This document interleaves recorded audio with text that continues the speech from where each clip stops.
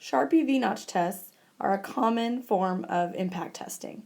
This presentation is going to talk about the relationship between the results of a Charpy V-Notch test and fracture mechanics. Fracture mechanics is the science by which we determine whether a crack in a body will propagate or continue to open up under an applied loading.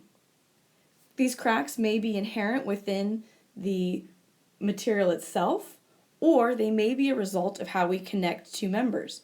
For example, if we weld a connection between two members with a partial joint penetration weld, which means that it only covers a portion of the surfaces that are connected, then the remainder of those surfaces that are unfused constitute a sharp crack adjoining up to the root of the weld.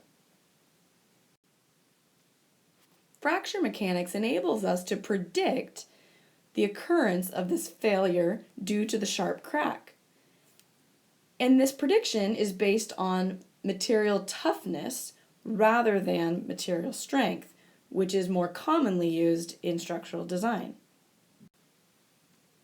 The reason that we must use fracture mechanics instead of using a stress capacity is that at the crack tip, so at this location right here, the stress always approaches infinity. Therefore, this would indicate that for even a very small load, we would have infinite stress. And based on a stress capacity, it would fail. However, we know that not to be the case, that when we apply a very small load, our materials instantly fail. So therefore, we need another method by which to determine whether the crack will propagate. We can characterize the severity of the stress field occurring around the crack tip through a fracture toughness demand called a stress intensity factor, represented by K1. Now, while we know that the stress is always approaching infinity, K1 is a measure of how quickly it's approaching infinity. So the higher a value of K1, the more quickly the stress approaches infinity, the more severe the crack tip stress state is. We can then use the stress intensity factor as a failure criterion by comparing the value of K1 to a critical value of K1 known as a K1C value.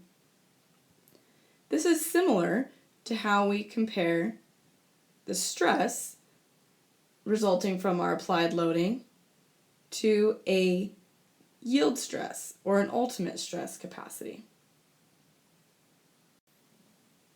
In order to obtain values for the critical stress intensity factor, which is the capacity of the material, relationships have been proposed by Barsom and Rolfe. The first of these equations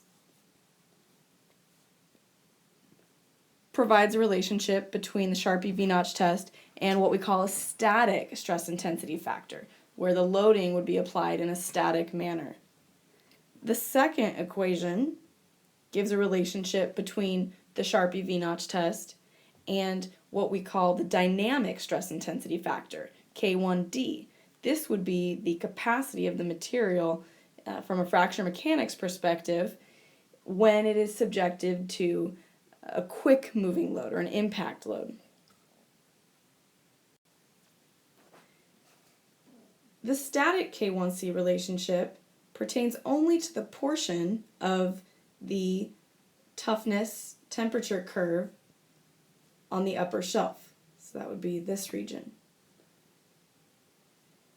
The dynamic K1D formula corresponds to the region of the curve known as the transition region.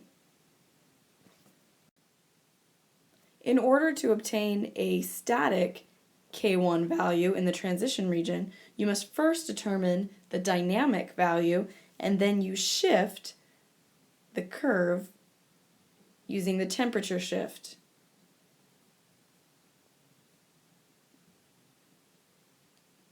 This temperature shift is a function of the yield stress. In these equations, Fy represents the yield stress of the material, and E represents the modulus of elasticity.